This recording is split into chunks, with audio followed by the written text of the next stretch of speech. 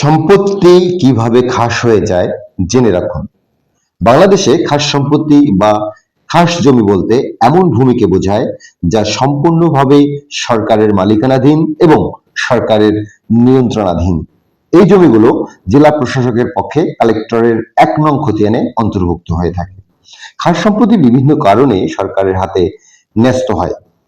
প্রধানত যে কারণগুলো হয় সেটা হচ্ছে রাষ্ট্রীয় অধিগ্রহণ ও প্রজাস্বত্ব আইন ১৯৫০, জমিদারি প্রথা বিলোপ।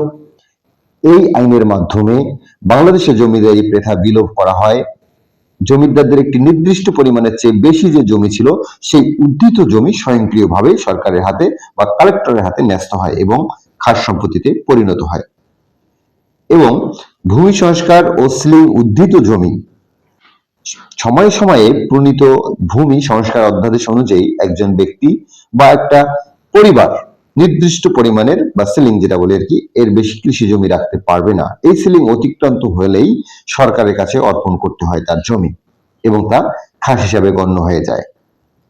এছাড়া প্রাকৃতিক কারণ, নদী ভাঙ্গন ও চর সৃষ্টি, মানে যেটা পয়স্তি বলি আর কি, কোনো জমি যদি নদীগর্ভে বিলীন হওয়ার পর শিকস্তি আবার দীর্ঘকাল পরে নদীর বুকে নতুন চর হিসেবে জেগে ওঠে, তবে সেই নতুন জমি জেগে ওঠা জমি সরকারের ১ নং খতিয়ানে অন্তর্ভুক্ত হয়ে যায়, মানে খাস হয়ে যায়। মালিকানাধীন বা পরিত্যক্ত জমি, যেমন ওয়ারিশবিহীন সম্পত্তি, যদি কোনো ব্যক্তি মারা যাওয়ার পর তার কোনো বৈধ উত্তরাধিকারী বা ওয়ারিশান না থাকে এবং সম্পত্তি ভোগ দখল করার বা খাজনা পরিশোধ করার কেউ না থাকে, তবে সেই সম্পত্তিকে সরকার লাওয়ারিশ সম্পত্তি হিসেবে খাস করে নেন। এছাড়া পরিত্যক্ত সম্পত্তি, যদি কোনো ব্যক্তি দীর্ঘদিন ধরে নিরুদ্দেশ থাকেন বা জমির কোনো খাজনা পরিশোধ না করেন এবং তা পরিত্যক্ত অবস্থায় থাকে, তবে আইনি প্রক্রিয়া অনুসরণ করে সরকার তা খাস করে নিতে পারে।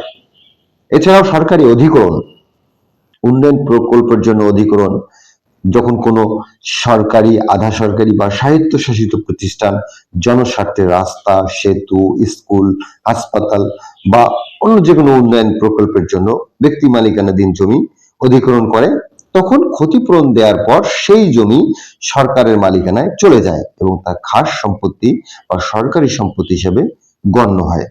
এছাড়া খাজনা বা ভূমি উন্নয়ন কর যদি বাকি থাকে, কোন জমির মালিক যদি ৩ বছর বা তার বেশি সময় ধরে জমির খাজনা বা ভূমি উন্নয়ন কর পরিশোধ করতে ব্যর্থ হন, তবে সরকার নিলামের মাধ্যমে সেই জমি বিক্রি করে বকেয়া আদায় করতে পারে। এবং যদি সেই নিলামে সরকার নিজেই জমিটি কিনে নেয়, তবে তা খাস সম্পত্তিতে পরিণত হয়ে যায়। খাস সম্পত্তির রেকর্ড ১ নং খতিয়ান, যেটা খাস সম্পত্তি বাংলাদেশের ভূমি ব্যবস্থাপনার একটি বিশেষ স্থান। এই জমির সকল বিবরণ প্রতিটি মৌজার ১ নং খতিয়ানে লিপিবদ্ধ থাকে।